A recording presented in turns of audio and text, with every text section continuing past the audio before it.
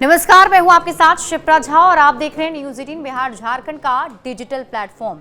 देखिए, बिहार में हो रहे एसआईआर को लेकर लगातार बवाल मचा हुआ है और इसी बीच सुप्रीम कोर्ट में सुनवाई भी चल रही है। कल भी इस मामले पर सुप्रीम कोर्ट ने सुनवाई की थी और बड़ा फैसला आधार को लेकर एक सुझाव दिया था और आज भी सुप्रीम कोर्ट में इसको लेकर बहस हुई। कई बड़ी बातें निकलकर सामने आई हैं, एक एक करके डिटेल आपको इस वीडियो में बताते हैं। आज सुप्रीम कोर्ट ने सुनवाई की। बिहार में चुनाव आयोग द्वारा किए जा रहे स्पेशल इंटेंसिव रिवीजन प्रक्रिया को चुनौती देने वाली याचिकाओं पर सुनवाई हुई। यह सुनवाई जस्टिस सूर्यकांत और जस्टिस जयमाला बागची के बेंच के सामने हो रही है।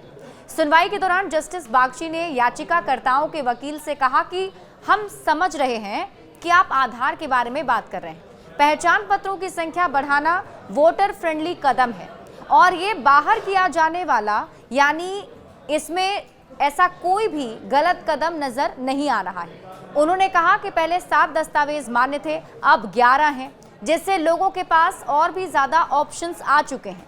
मामले की सुनवाई में शामिल जस्टिस सूर्यकांत ने कहा, अगर कोई कहता है कि सभी 11 दस्तावेज जरूरी हैं तो ये एंटी वोटर होगा, लेकिन अगर ये कहा जाता है कि 11 विश्वसनीय दस्तावेजों में से कोई भी एक आप दे दें।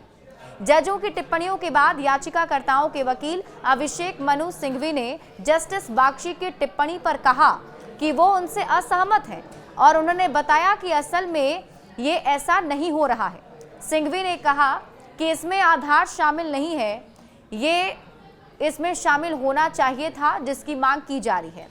ये वो दस्तावेज है जिसका कवरेज सबसे अधिक है। पानी, बिजली, गैस कनेक्शन, इसमें मांगे गए डॉक्यूमेंट्स में ये शामिल नहीं है। इंडियन पासपोर्ट 1 से 2% से कम कवरेज है। संख्या के संदर्भ में वे प्रभावित करने के लिए इसे बरकरार रख रहे हैं, लेकिन स्वभाव से ये न्यूनतम कवरेज वाला दस्तावेज है। अन्य सभी दस्तावेजों का कवरेज भी 0 से 2 से 3% के बीच है। अगर किसी के पास जमीन नहीं है तो दस्तावेज 5, 6, 7 बाहर है। मुझे आश्चर्य है कि बिहार में कितने लोग इसके लिए योग्य होंगे। बिहार में निवास प्रमाण पत्र मौजूद नहीं है। फॉर्म 6 में केवल सेल्फ डिक्लेरेशन की जरूरत होती है। अभिषेक मनु सिंघवी ने इस बात पर आपत्ति क्यों जताई, ये भी आपको बताते हैं। देखिए, वकील अभिषेक सिंघवी ने कहा कि कोई आपत्ति नहीं है, लेकिन चुनाव से महीनों पहले क्यों, बाद में करवाइए, पूरा साल लग जाएगा। चुनाव आयोग 11 दस्तावेजों का हवाला देकर प्रभावित करने की कोशिश कर रहा है। 3 दस्तावेजों के सोर्स उन्हें नहीं पता, बाकी 2 बेहद संदिग्ध और अप्रासंगिक हैं। ये 11 की लिस्ट ताश के पत्तों की तरह है। ये आधार, पानी और बिजली के बिलों की जगह ले लेते हैं। नागरिकता प्रमाण के मुद्दे पर पूरी तरह 180 डिग्री टर्न लिया है सिंघवी ने। देखिए, सीनियर एडवोकेट अभिषेक मनु सिंघवी ने कहा कि चुनाव आयोग ने नागरिकता प्रमाण के मुद्दे पर पूरी तरह 180 डिग्री का रुख बदल लिया है। किसी को नागरिक ना मानने के लिए पहले कोई आपत्ति करने वाला होना चाहिए, फिर ERO नोटिस देगा और जवाब का समय देगा। उन्होंने सवाल किया कि इतने बड़े जुडिशियल टास्क को 2 महीने में कैसे पूरा किया जाएगा। सिंघवी ने सुझाव दिया कि एसआईआर दिसंबर से शुरू कर 1 साल में पूरी की जाए और कोई भी इसके खिलाफ नहीं है। इसके बाद आपको बताते हैं कि सुप्रीम कोर्ट ने क्या कहा।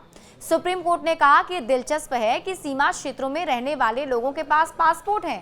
पंजाब में भी देखा गया है कि लोग पासपोर्ट बनवाते हैं। सिंघवी ने आपत्ति जताई कि मैट्रिकुलेशन सर्टिफिकेट के आंकड़े 2005 से 2025 के बीच क्यों दिए जा रहे हैं, जबकि इस अवधि में पास करने वाले सभी वोटर नहीं हो सकते। इस पर कोर्ट ने कहा कि सर्टिफिकेट उसी साल पास करने वालों को दिया जाता है, इसलिए ये सम्मानजनक है। साथ ही कोर्ट ने यह भी कहा कि बिहार को कमतर ना आंका जाए। IAS और IAFS में बिहार का प्रतिनिधित्व सबसे ज्यादा है। अभिषेक सिंघवी ने फिर कहा कि यह प्रतिनिधित्व केवल एक वर्ग तक सीमित है, जबकि बाढ़ प्रभावित और ग्रामीण गरीब वर्ग के लोगों को दस्तावेज हासिल करने में मुश्किल होती है। कई राज्यों में स्थायी निवास प्रमाण पत्र नहीं होते हैं। इसके बाद ही कोर्ट ने पूछा कि बिहार में 13 करोड़ स्थायी निवास प्रमाण पत्र जारी होने का आंकड़ा कैसे आया, जबकि ये राज्य की कुल जनसंख्या से ज्यादा है। ECI ने कहा ये डेटा राज्यों या अन्य अथॉरिटी से लिया गया उदाहरण है। सिंघवी ने आपत्ति जताई कि 3 दस्तावेजों के लिए सोर्स नहीं दिया गया। 2 दस्तावेज बिहार में लागू ही नहीं होते। उन्होंने कहा कि आधार, एपिक को छोड़कर पानी, बिजली बिल जैसे सरल दस्तावेज नहीं शामिल किए जा रहे हैं और ये आंकड़े दानिश केस के हलफनामे में दिए गए हैं। जस्टिस बागची ने कहा कि स्थायी निवास प्रमाण पत्र के लिए जारी करने वाला विभाग भी खाली छोड़ा गया है। सिंघवी ने फिर से दोहराया कि किसी को गहन पुनरीक्षण से समस्या नहीं, लेकिन 2 महीने में इसे लागू करना व्यवहारिक नहीं है। मतलब कुल मिलाकर अगर देखा जाए तो आज फिर से एसआईआर की टाइमिंग को लेकर सवाल उठाए गए हैं। ये कहा जा रहा है कि इतने बड़े पैमाने पर किया जाना ये एसआईआर और इतने लोगों को जोड़ना, उनके नाम हटाना, ये इतने कम समय में पॉसिबल नहीं था। बड़े अपडेट्स के लिए आप जुड़े रहिए न्यूज़ 18 बिहार झारखंड के साथ।